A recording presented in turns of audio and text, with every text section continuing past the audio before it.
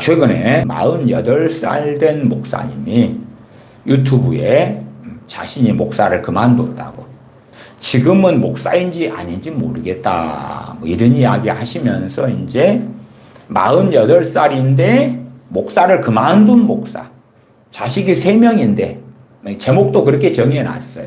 48살 목사, 3자녀를 가진 목사, 생계를 위하여 택배를 하고 택배 상하차를 하고 뭐 쿠팡의 일을 하고, 그런 우여곡절, 물론 최근 일이에요. 최근 몇 주 안 됐더라고요. 그런 영상들을 짧게 올리는데 그게 소위 히트를 친 거예요. 그래가지고 불을 보는데 그게 관련 영상으로 뜬 거예요. 제가 봤어요. 왜 그런 분들이 요즘에 많아요. 원체 미자립교회가 많고, 그리고 신학교를 졸업하는 사람이 중소형 교단들의 신학교, 신학대학원까지 합치니까 그냥 기본으로 매년 10,000명이 넘어요. 그 가운데 상당수는 목사가 됩니다. 목사가 돼요. 그런데 교인 수는 급격히 감소하고 있고, 최근래 들어와 대한민국의 교인 수 감소가 200만 명이 넘잖아요. 제가 그런 것은 통계와 자료를 통하여 말씀을 드렸어요. 그냥 주요 교단 한 5개만 해도 그들에게 줄어든 숫자가 100만 단위 가까이 나와버려요. 다른 많은 교단들을 빼놓고도요. 주요 교단들은 통계나 자료를, 데이터를 좀 더 정확하게 내거든요. 그러나 많은 교단들은 그런 자료나 통계 데이터를 잘 안 냅니다. 그래서 정확하게 알 수는 없어요. 오히려 이제 종교 센서스 조사 같은 거 있잖아요. 대한민국 국민의 종교가 어찌 되느냐, 그런 때로는 또 설문조사 같은 거, 이런 것 등등을 통하여서 확인하는 것이 좀 더 정확성이 높아지기도 하지요. 교인 수는 급격히 감소하는데 목사는 너무 많이 이렇게 배출하고 있다. 실상은 우리나라의 교회의 몰락에도요, 무자격 목사들이 어마어마하게 양산된 것이 있다, 그렇게 말씀을 드리겠습니다.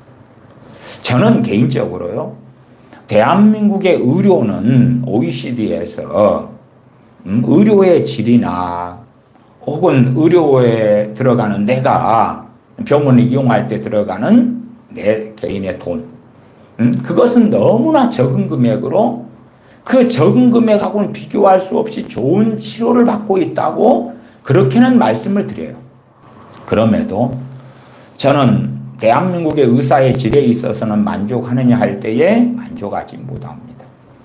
왜냐하면 제 개인의 가정사도 있습니다만은, 그러나 또한 제가 목회해왔던 교우들, 제가 만나왔던 많은 크리스천 분들이 이 병원의 의사를 잘못 만나서 오진하고 고통을 당하고 오히려 질병에 걸리고 인생이 비참하게 되는 일들을 많이 보았어요.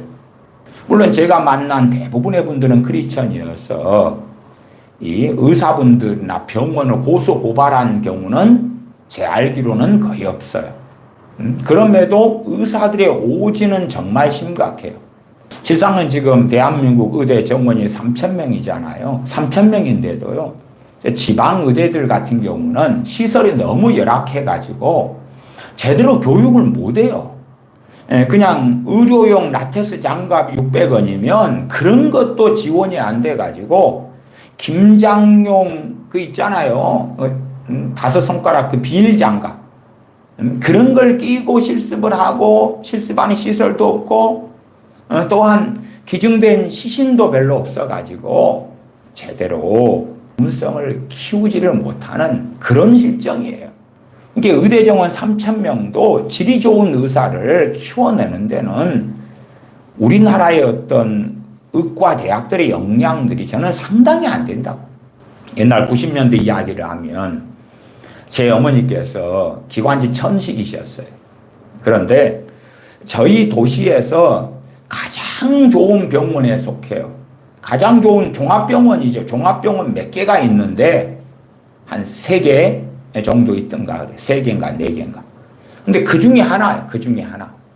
그 중에 하나에서 전문의 되시는 분이 어머니를 폐결핵으로 오진했어요. 그래가지고 강제로 독방에 수감하고 독한 주사를 놓고 사람을 죽여가고 있었어요. 기관지 천식을 폐결핵으로 만들었어요. 그리고 이제 독방에 수감되어서 그 독한 약들을 쓰고 어머니 건강은 망가져가고 있을 때에 어머니께서 이러다가 내가 죽겠다. 그리고 의사분에게 나 퇴원할 거라고, 나 나갈 거라고. 그러니까 그 종합병원의 의사분이 당신 나가면 죽는다고. 그래도 나갈 거라고. 다행히 그것이 하나님의 은혜였죠. 그리고 나와서 살았지요. 알고 보니까 결핵이 아니었던 거예요. 기관지 천식이었던 거죠. 그러나 그 잘못된 치료로 인한 후유증이 얼마나 오래 가서 지금 어머니께서 80이 다 돼 가시는데도 기관지 천식이 아직도 있어요. 제대로 치료가 안 되고 오히려 악화시켜버리고. 그러한 비극. 그러한 것만이 아니라 많은 병원에서 행해지는 과잉의료지요. 왜냐하면 매년 현재도 의대 정원이 3,000명이니까 1년에 의사가 3,000명씩 증가돼요.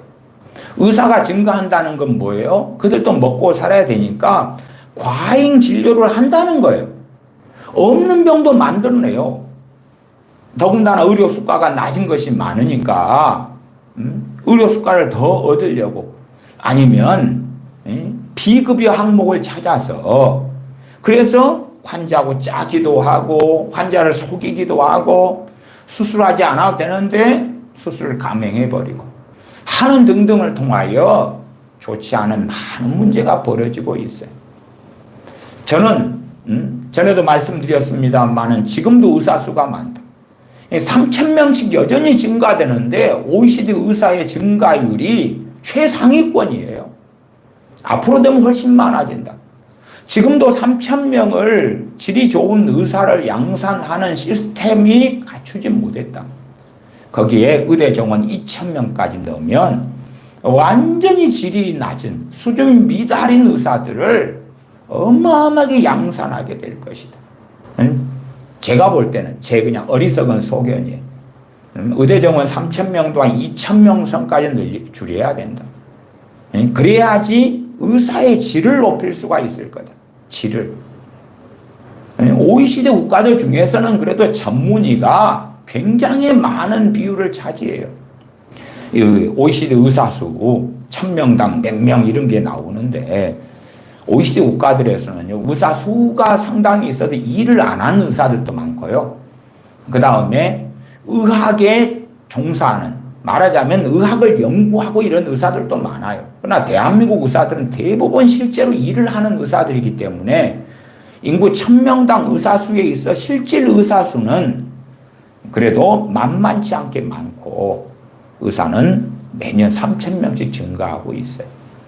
저는 사실은 의사의 질, 대한민국 의사의 질에 대해서는 좋은 의사분들도 많으나 그러나 불만족할 때도 많아요. 그래서 이 중병에 걸린 교우분들이 있다 그러면은 그런 분들에게 어디에 가서 진료를 받았다 그러면은 또 다른 병원들도 가서 진료를 받아보시기를 사실은 권해요.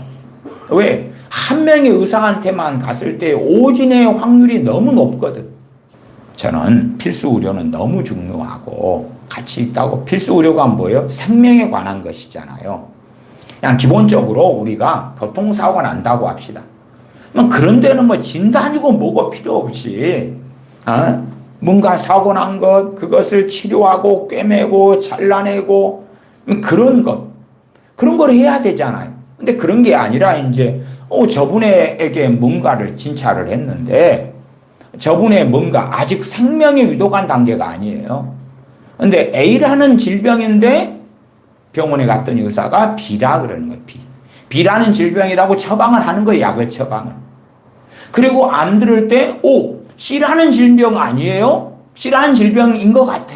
그러면서 또 다른 약을 처방하고 마치 환자를 마루따 취급을 하는 거죠. 여러 병원들 찾아가다 보면은 정말 그 부분에 실력 있는 의사가 있어가지고 아니에요. 당신은 A입니다. A 질환이에요. 그리고 딱 맞춰서 치료하기도 해요. 최근에 그 교회 전도사님이 어느 의사를 만났는데 그분이 당장은 당신은 이런 시술을 해라 그랬단 말이에요. 근데 그 부분 최고의 전문가 의사를 만나가지고 하니까 그러면 안 돼요.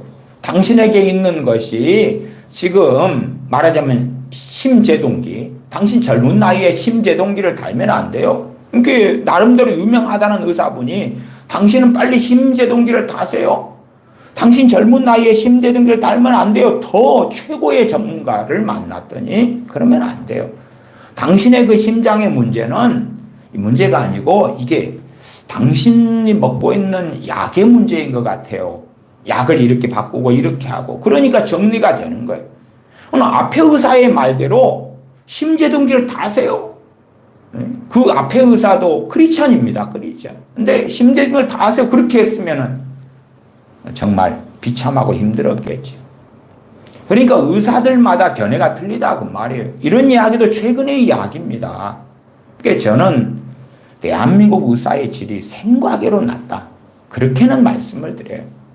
그러나 이제 누가 교통사고를 당했다 그러면은 그런 것은 진단의 문제가 아니잖아요. 딱 찍어보면 아 내장이 어디가 파열됐구나, 어디를 잘라내야 된다, 어디가 뭉개졌구나, 혈관이 어찌 됐구나, 혈관을 어떻게 연결해야 되고 어떻게 뼈를 어떻게 맞춰야 되고 막 그런 문제니까 그런 의사들은 정말 많이 필요하다.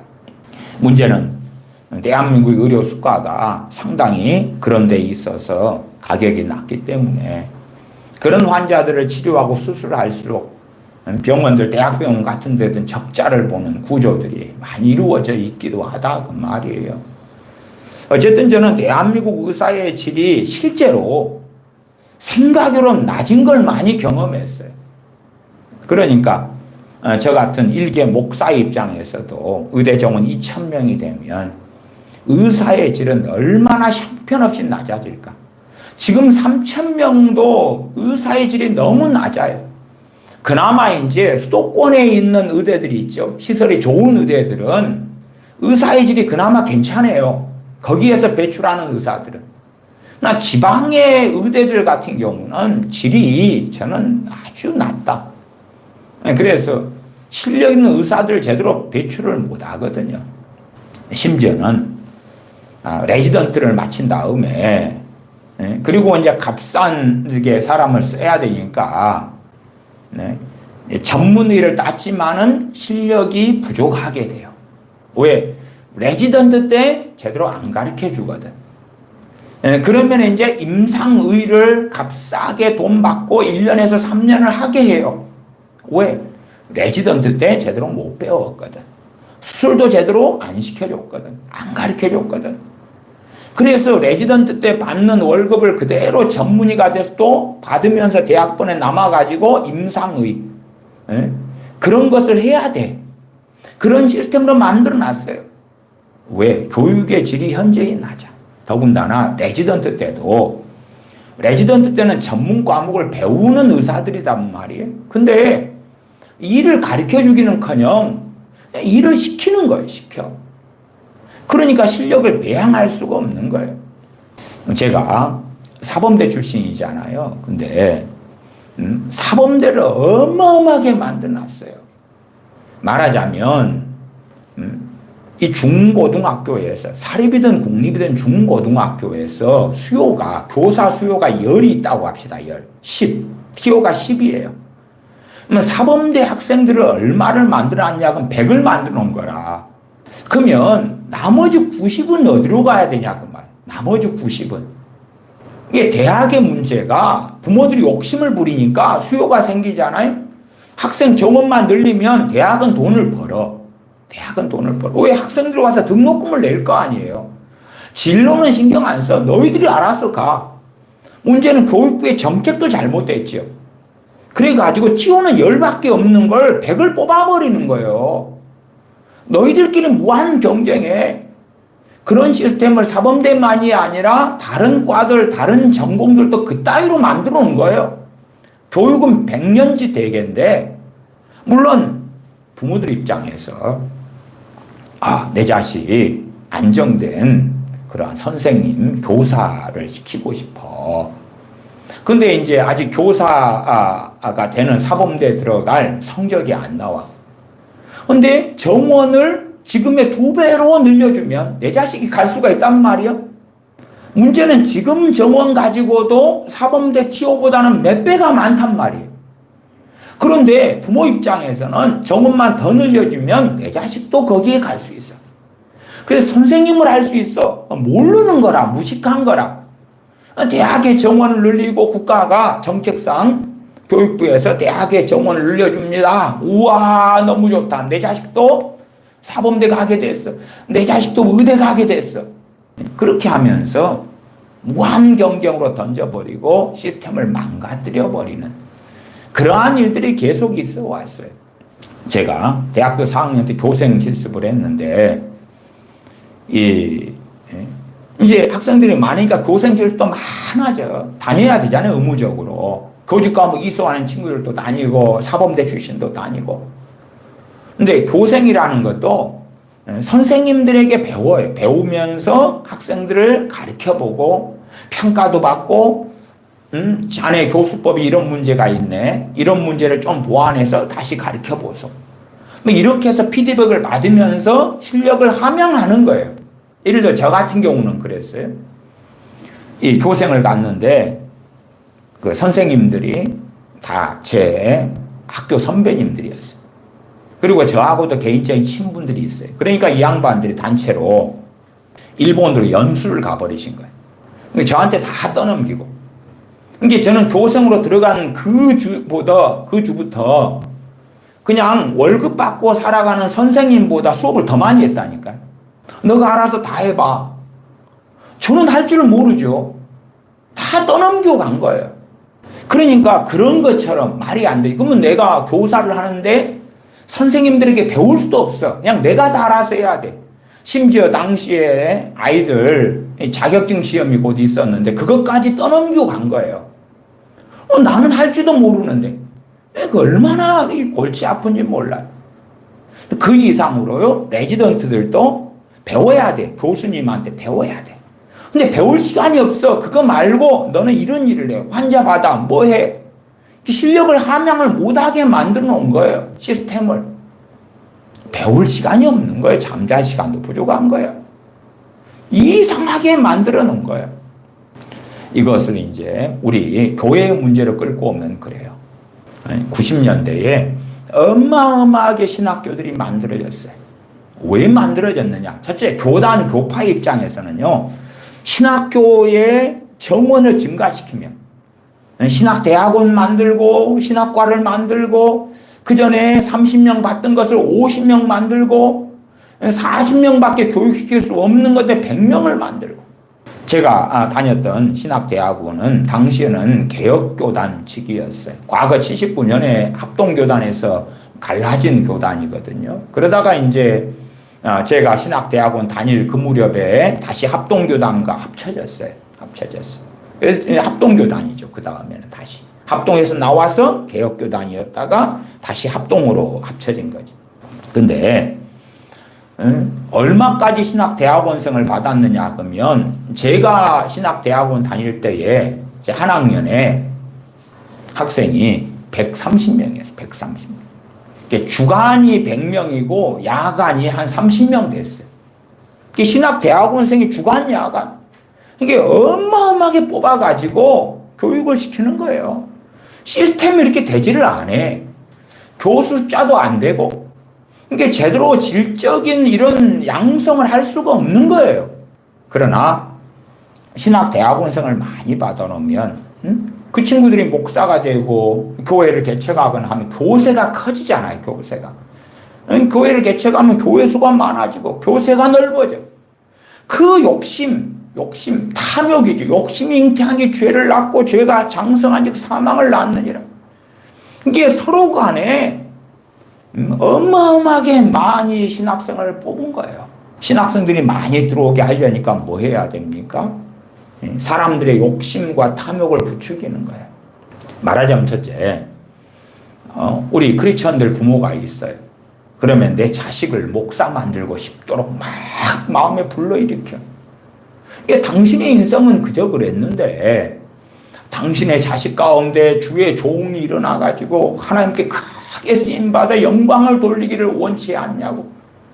그러면 이제 10대 철없는 아이들을 너 목사 되라.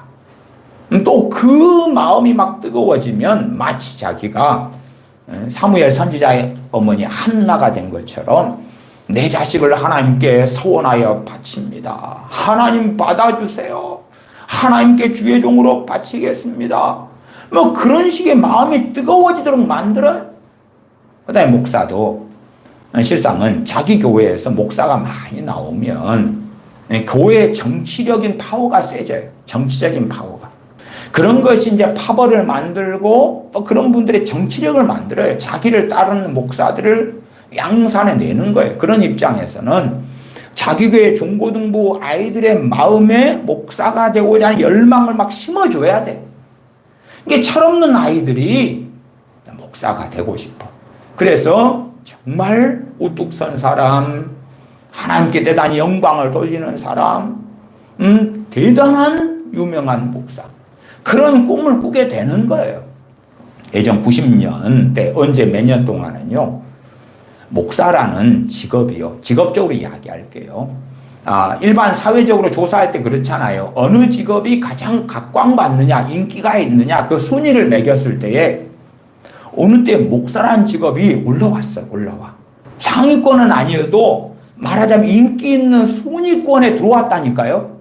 지금은 상상이 안 되는 이야기죠. 지금은 그런 순위권에 목사라는 그런 직업으로 나눌 때도 그게 없습니다. 오히려 인정받지 못하고 존중받지 못해요. 기독교에는 못 믿겠어. 그런 세태인데 과거에 얼마나 일반인들조차도 와, 목사만 되면 저 TV에 나오는 저 유명한 목사처럼 저렇게 고급 세단을 타고 다니고 연봉을 얼마를 받고 저런 유명세와 명예와 돈과 권력까지 있는 저런 목사가 될 거야. 과거에 사랑교회 옥하는 목사님, 온누리교회 해영교 목사님, 지구촌교회 이동원 목사님, 여의도 순복음교회 조영기 목사님, 막 이런 사람들처럼 나도 목사가 되면 저런 위대하고 탁월한 유명한 돈도 있고 명예도 있고 영광도 있고 하나님께 놀랍게 영광도 돌리고 그런 사람이 될 수 있을 거야. 그 욕망에 사로잡히니까요. 90년대 어느 때에 교회 청년들이요. 너도 나도 신학교 가고 너도 나도 목사가 된다고. 그게 불길같이 일어났어요. 몇 년 동안 인기 있는 직업 순위에 비록 하위권이지만 랭킹에 목사가 들어갔다니까. 몇 년 동안.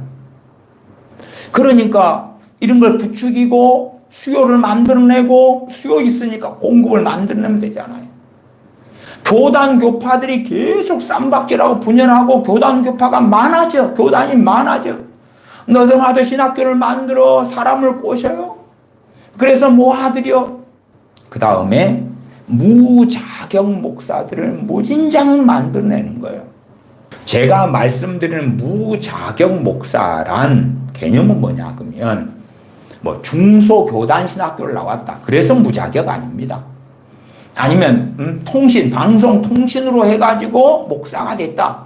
그러니까 무자격이다. 그거 아닙니다. 그거 아니에요.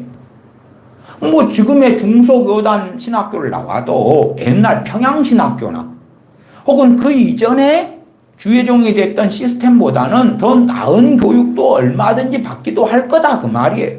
그런 이야기가 아니고 정말 하나님의 일은 하나님이 부르셔야 되고 하나님께서 부르셔야 콜링을 받아야 소명을 받아야 하는 것이고 하나님 일을 하려면 무엇이 있어야 돼요? 그의 신앙이 있어야 돼요.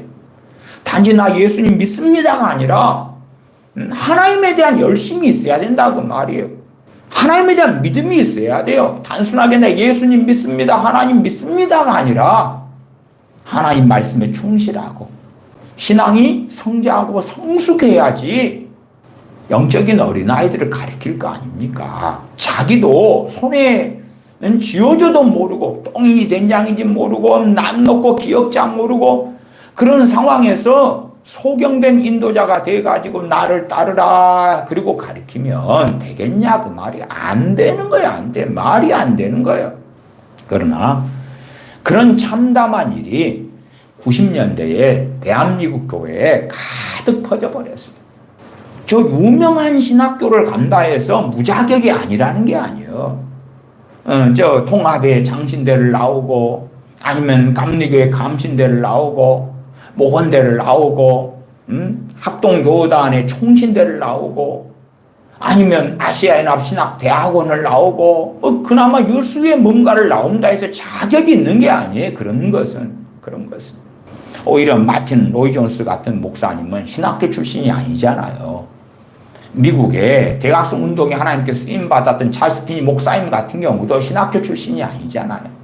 우리가 잘 아시다시피 무디 성경학교를 만든 또한 미국의 놀라운 부흥을 일으켰고 많은 이들을 전도했던 무디 선생님은 목회를 하셨지만 목사가 되지 않았단 말이에요. 그래서 무디 목사님이 아니라 무디 선생님, 지금도 그래요. D.L. 무디 선생님. 그러나 결코 마틴 로이 존스 목사님이나 D.L. 무디 선생님이나 하나님의 종으로 살았지만 그들은 결코 무자격이 아니었다 그 말이에요. 왜? 하나님께 부르심 받았고 그리고 그만한 신앙, 그만한 믿음, 그만한 영적 성장이 있었기 때문에 그들은 무자격이 아니었지. 그러니까 잘못된 건 뭐냐 그러면 야 내가 아주 유명한 신학대학교를 나왔어. 내가 우리나라에서 알아주는 신학교 출신이야. 그러니까 자격을 갖추었어. 그건 틀린 거고 대한민국은요 신학 박사 학위 가진 사람이 굉장히 많습니다. 신학 박사, 목회학 박사는 더 많고요. 또 신학교 좀 공부 좀 하는 분들은 신학 박사보다 철학 박사를 더 높이 쳐주기도 해요. 그러니까 철학 박사를 가진 사람도 많아요. 미국에 알아주는, 영국에 알아주는 신학교에 가서 박사학위를 받아오는 사람들도 많아요. 그러니까 그것이 자격을 갖춘 거냐? 아니에요. 박사학위를 딴들 자격을 갖춘 게 아니에요. 그럼 베드로 사도가 뭐 박사학위를 갖췄습니까? 아니란 말이 아니에요. 그러니까 어리석은 사람들은 유명한 신학교 나오고 석사학위, 박사학위를 따면 자격을 갖췄다고 착각할지 몰라도 그 이야기 아니에요.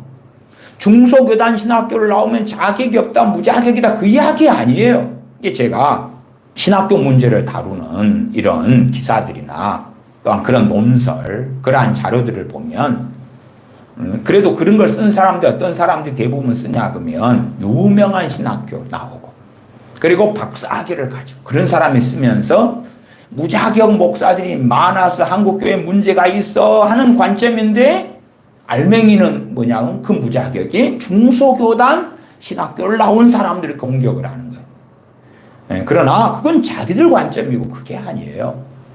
심지어 신학교를 안 나왔더라도 하나님께서 부르시고 그만큼 바르게 말씀을 증거하고 가르칠 역량을 가지고 그런 이들이 자격을 갖추는 거예요.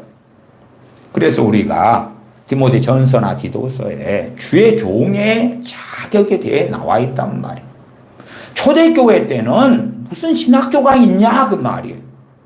그러나 교회 교인들 가운데 이러이러한 자격을 가진 사람을 장로로 세워라. 주의 종이지요. 이러이러한 자격을 가진 사람을 감독으로 세워라. 그렇게 말씀하고 있는 거예요.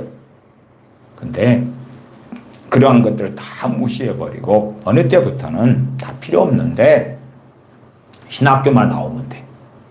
신학교 입장에서는 학생이 많이 들어와야 돼. 그래야지 학비를 낼 거 아닙니까? 학비를 내서 신학교가 커지고 유명해지고 신학교 졸업생이 많아지고 그렇게 될 거 아니냐 그 말이에요. 그 교세가 커져요.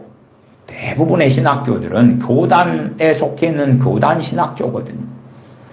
초교파 신학교 같은 경우는 거기에 나와도 초교파 신학교는 목사 안수를 줄 수 있는 권한이 없어요. 왜? 교단이 아니잖아. 초교파니까.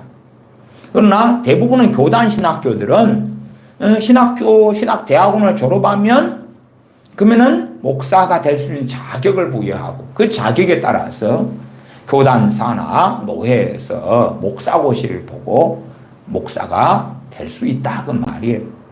그런 자격을 부여하는 거예요. 초교파 신학교를 나와도 목사가 되려면 교단으로 가야 돼. 아니면 이제 저 독립교단 있죠? 거기는 사람들 막 모아가지고 목사 안수를 1년 되면은 몇백 명씩 막 한꺼번에 하고 그렇잖아요.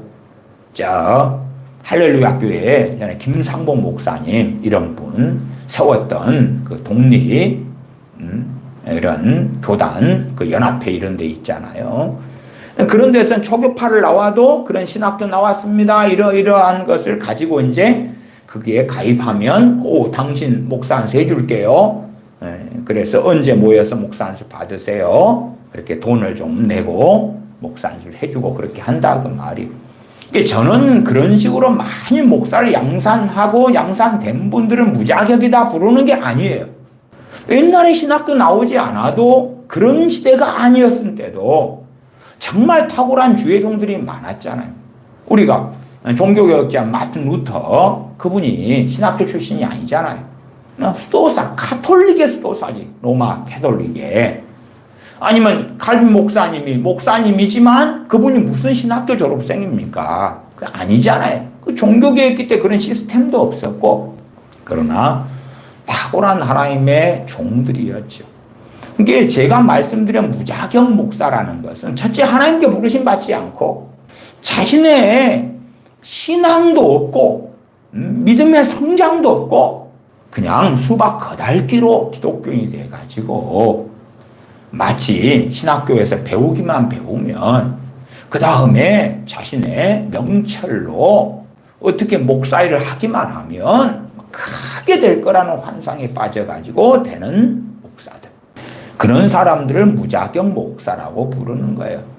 근데 그런 사람들이 90년대에 너무나 많이 양산됐어요.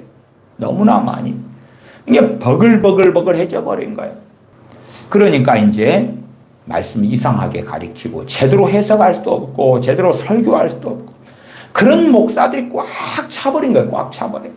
의대에 정원, 증원을 2,000명을 더 한다. 지금 3,000명도요. 정말 실력 없는 의사들이 버글버글합니다. 그런데 2,000명을 더해서 아무 시설도 없는데 교육시킬 교수도 없는데 근데 의사를 만들어낸다? 사람을 생명을 다루는 의사를? 말도 안 되지. 근데 사실은 그 이상으로 해왔던 것들이 한국 교회예요. 생명을 다루는 의사가 아니라 영혼을 다루는 목사를 90년대부터 각 교단이 교파가 욕심과 탐욕에 쩔어서 무슨 욕심과 탐욕요? 우리 교단 교파를 어마어마하게 성장시켜야 되겠어. 늘려야 되겠어. 많게 해야 되겠어. 그러면 누구를 많이 만들어내야 돼요? 목사를 많이 찍어내야 돼. 붕어빵 찍어내는 것처럼. 그리고 막 불러들이는 거예요. 꼬셔. 오더를 내리는 거예요. 자, 목사들아, 너희들 교회 중고등부 아이들이 있지? 청년들이 있지? 꼬셔. 그래가지고 서로 주의 종이 되게 만들어. 신학교에 들어오게 만들어. 그렇게 해가지고 꼬신단 말이에요. 꼬셔. 이게요. 신학교도 그래요. 내가 어느 교단의 신학교를 가려면 아무나 추천서를 써줄 수 없어요. 그 교단에 속한 목사님의 추천서를 써줘야 돼. 특별히 신학대학원 같으면 그래요. 그러니까 일단은 자기 교단 교파에 속한 청년들이나 학생들은 다른 교단 교파에 못 가게 막아버려. 원천적으로. 우리 쪽만. 그 다음에 다른 데서 어떻게 끌어들여가지고 내가 추천서 써줄게. 우리 교단으로 두고 와. 하여튼 그 안에 되면 별의별 개싸움 같은 많은 일이 있는데 정말 90년대에는요. 얼마나 많은 신학교가 세워졌는지 몰라요. 여러분도 길 가다 보시면 그냥 신학교라 그러는데 2층에 어디 신학교라 그러는 거예요. 신학원. 3층에 건물. 2층, 3층. 일반적으로 우리가 보는 대학교 같은 데는 뭐 건물이 많이 있고 토지도 높고 막 그런데 신학교라는 것이 얄궂게 20평, 30평, 40평 근데 신학교 간판을 달아놨단 말이에요. 그런 건 대부분 중소형 교단에서 신학교 인가를 내주는 거거든.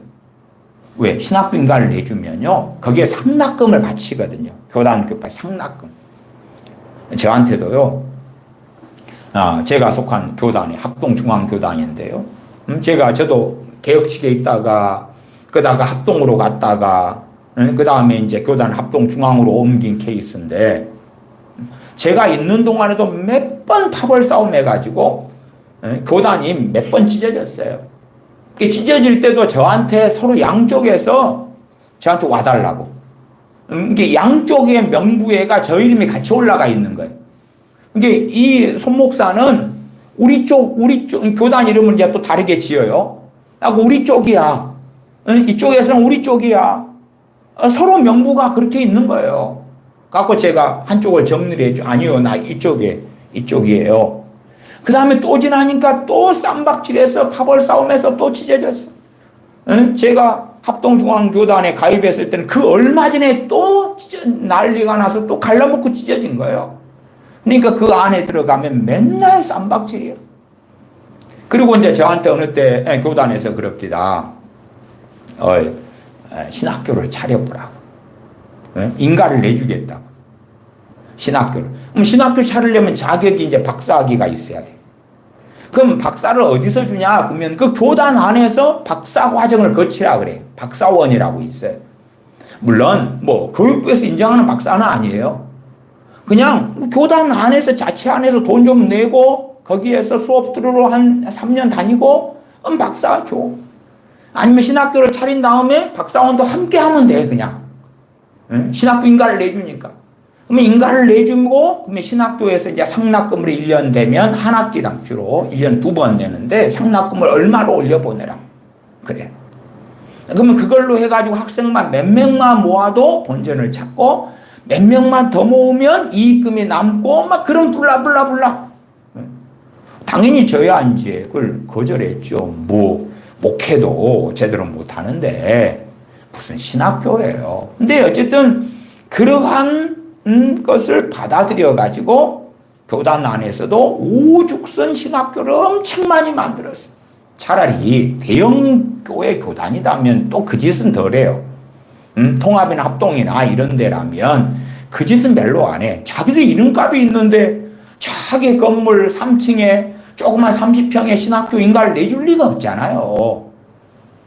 좀 그대로 유지해왔던 데서 시설을 확충해가지고 그전에는 예를 들어 500명 신학생을 배출했다. 그런데 큰 교단은 또 신학생도 엄청 많습니다. 500명을 800명으로 늘리는 거라. 800명. 그래서 졸업할 때 800명이 졸업하고 이렇게 늘리는 방식을 쓰죠. 시설을 더 갖추고 박사학위자 많으니까 뽑아대고.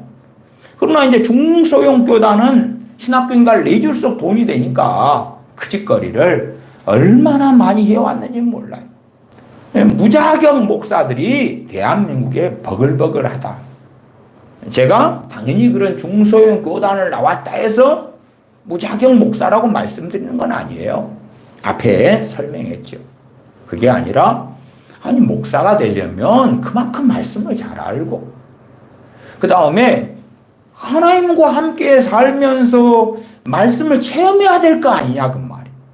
하나님 말씀이 진리면 내 삶의 자리에서 이 말씀이 역사해야 되는 거예요. 역사해. 기도에 대한 말씀이다 그러면 기도 생활하면서 기도 응답이다 그러면 응답 받아야지. 그래야지 기도가 뭔지 알 거 아니에요. 그냥 허공에 뜬 것 같은 이상한 이야기를 할 수는 없잖아요. 제가 앞에 48살 된 목사를 그만둔 어느 목사님의 이야기를 했던 것도 갑자기 영상이 인기 증한 영상이다 해서 뜨니까 봤어요. 자기의 소위 말하면 48살 돼서 목사를 그만뒀는데 생계 때문에 자식 3명 때문에 먹여 살려야 되는 이 고통 속에서 막 하는 영상들. 설교들을 이제 찾아서 들어봤어요. 설교도 짧게 올려놨습니다. 뭐 방언이다 그러면 방언 3분짜리 설교 올리고 그랬습니다. 방언 설교 들어봤어요. 그랬더니 사도행전 2장을 가지고 우리가 난곳 방언으로 듣는다. 그런 구절을 인용하면서 방언은 뭐냐? 언어다 언어. 봐봐라 다른 나라 언어잖아. 우리는 어디에서 왔고 왔는데 우리가 난곳 그 언어 그 방언으로 저들이 말하잖아. 저 마가다락방에 120문도 저 사람들이 그러니까 지금 시대의 방언은 방언이 아니야. 그런 설교들을 하고 있는 거예요. 봐봐라, 나 얼마나 놀라운 사람이야? 소위 말하면 그런 거지. 나는 이 방언에 대한 3분짜리 영상으로 지금 현 시대에 방언한다고 하는 것이 거짓인 것이 입증한 목사야.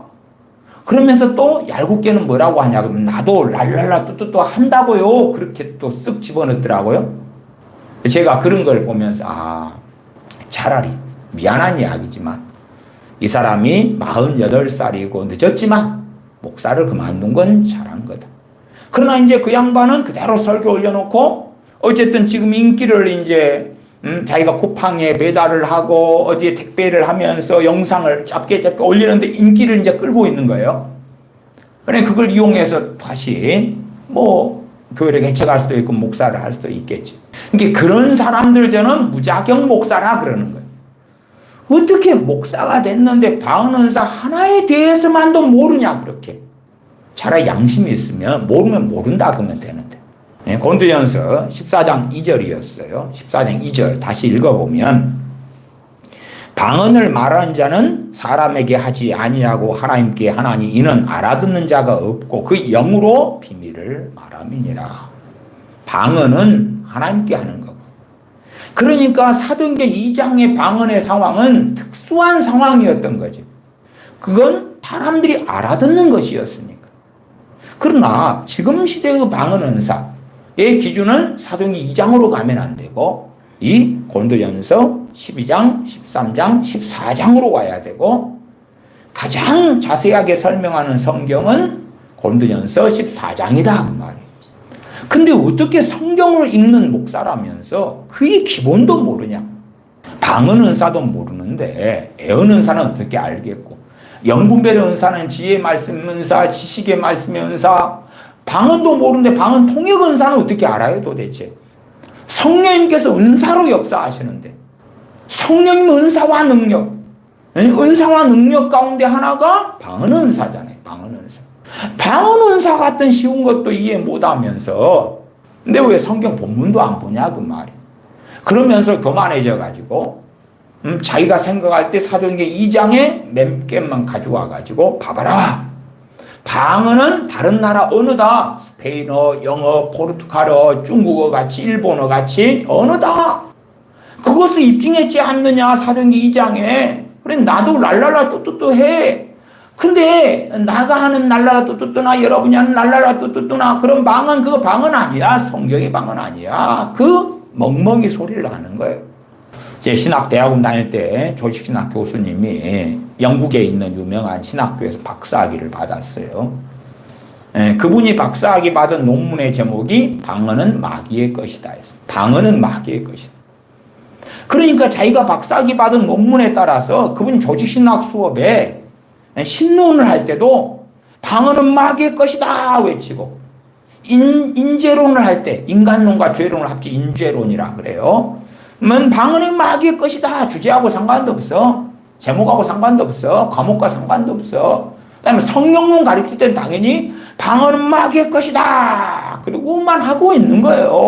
평생을 그렇게 살아요. 방언은 마귀의 것이다. 저는 그런 사람들을 무자격 목사라 무자격 목사. 왜? 도대체 성경을 제대로 알지도 못하면서 이상한 소리를 하잖아요.